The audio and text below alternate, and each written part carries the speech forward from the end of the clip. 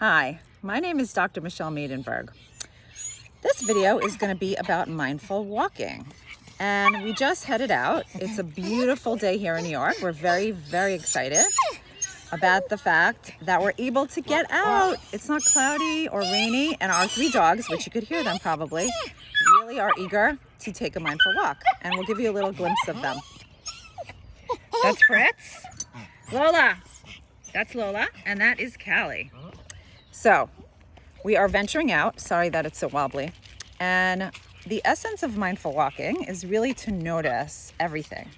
Okay, so, usually we just take a walk and, we're not really paying attention to what we're seeing around us and what's important to us. And it could be like actually, slight meditative practice as well. And I'm here with my husband, Eric. Hi. My kids are kind of off, up ahead, which is fine, but I insisted that they get out today. We did get a plethora of complaints and an attempt to convince us that they should stay indoors, but we insisted and told them that they didn't really have a choice. So they are outside. Actually, 2 of them are bike riding and 2 of them are walking, and we're actually walking down to a really pretty lake so that we have an opportunity to be even more mindful. So now that we're walking, Eric, I want you to pay attention to everything around us. Okay, so for example, we see really beautiful trees and flowers. We're able to see, look at the sky. Look at the sky. It's so beautiful. It looks almost like picturesque and like marble, like, with intermittent clouds, and it looks smoky. And if we think about, like, I'm thinking about, what it reminds me of, and if I'm looking up in the sky, it almost looks like, I don't know, it reminds me of like a lot of movement, because there's all different kind of colors, and it looks like it's circular, and that the clouds are moving in and out. And it reminds us that our lives are constantly changing and ebbing and flowing. And even in the time like this, during coronavirus pandemic, that things are not staying the same. I mean, we're staying home, we're sheltering in, and all of the things that we're doing on a typical daily basis. But in between all of that, we could actually make changes to our daily life. And that could include a mindfulness practice. That could include a moment to sit down with your family and talk about, checking in on how everyone's doing, which we've been doing. It could be moments of fun that you're intentionally integrating, such as, for example, playing a board game, even like, sharing very, very nostalgic stories. What we did actually to kind of lean into that, which was really fun yesterday, is we took out old video cassettes, and we're talking about really old, obviously, and we watched old videos of our kids, when they were young, and we had a blast just watching all those. It was so nostalgic, and things, we kind of talked about stories from the past that we even forgot about, that we had, we were reminiscing, which was really fun. So those are some things that you could do. So Eric, hi. Mm-hmm. Hi. So let's talk about like mindful, what we do kind of in a mindful way as a couple, because that sometimes becomes really hard, especially on, days like this. They kind of like blend into one another. We kind of forget, because we have so much responsibilities, we forget to really pay attention to each other.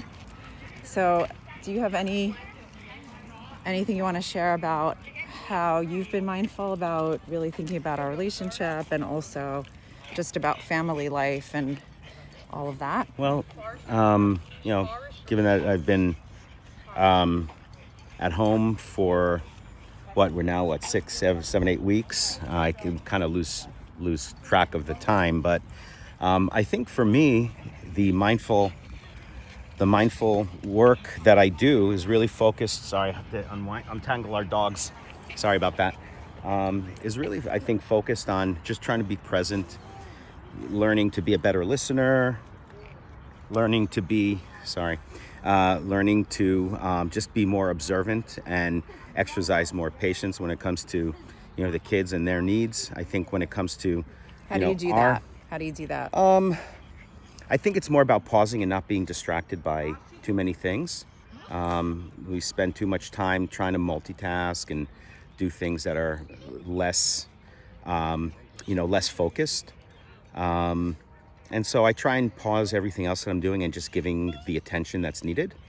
And that, I think, helps me listen and be a better listener and be more mindful towards their needs. And they're going through a lot of stress too, and anxiety. So it's really just trying to be more present for them and know that you're there to be helpful. And as a couple and also as a family, what we did is we did like a vision board this week, which spoke to kind of goals we want to work on, both as a couple and also as a family. So patience definitely came up, because sometimes that gets in the way, right? Because we are, we're with each other 24/7, and, intensity is high, especially we know that we'll be sheltering in. And also there's also this added now anxiety of whether or not camp is going to happen. And, questions about the summer. And that's really been on the forefront of our minds too. And then also as they're talking about transitioning into kind of, the phasing in, that's also bringing up a lot. We're walking now and there are so many people who are not socially distancing. I cannot even tell you. There are groups of kids that we've walked by, at least 3-4 groups of kids. And, for us at least, we really believe in social distancing and we really want to flatten the curve.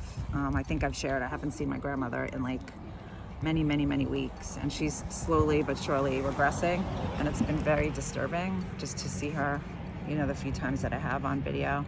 So we really want to, for kids to get back into their daily schedules, and for us too. So it's likely to bring up a lot of judgments and feelings as well. So we really, like, patience is one of them. What was the other thing, that you would like to integrate besides patience?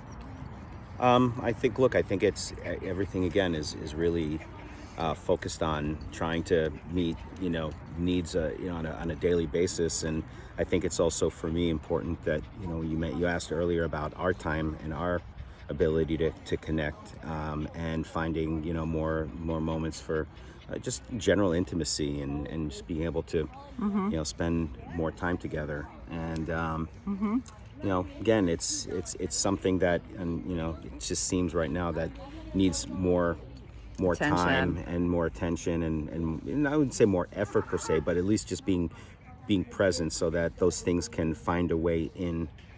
And intentionally, you actually have to set time away, for it, or else it does not happen. At least for us, it doesn't, because we're so busy. So that is our, talk for today. And if, we're happy to be out, and I am so ecstatic for the sunshine. I cannot even tell you, and the fresh air. And by the way, like, if your kids don't want to get out, force them. I mean, we actually had to force them. There were a couple of threats there, I have to say. But, they need to get out. They need to be in nature. Like, it's so therapeutic for everybody. And to just, like I said, mindfully just looking around. If you look here, and I'll show you the little lake that we're next to, it's so pretty. Just look at the lake. It's so beautiful, right? There's so much to see and observe. And look at even the duck in the pond. In the lake. It's just so beautiful. So, and we do take the moment to say, like, what are we looking at, and how does it make us feel in the moment when we're kind of observing it. So anyway, wish everybody a great weekend, and please be safe and healthy. Thank you. Bye.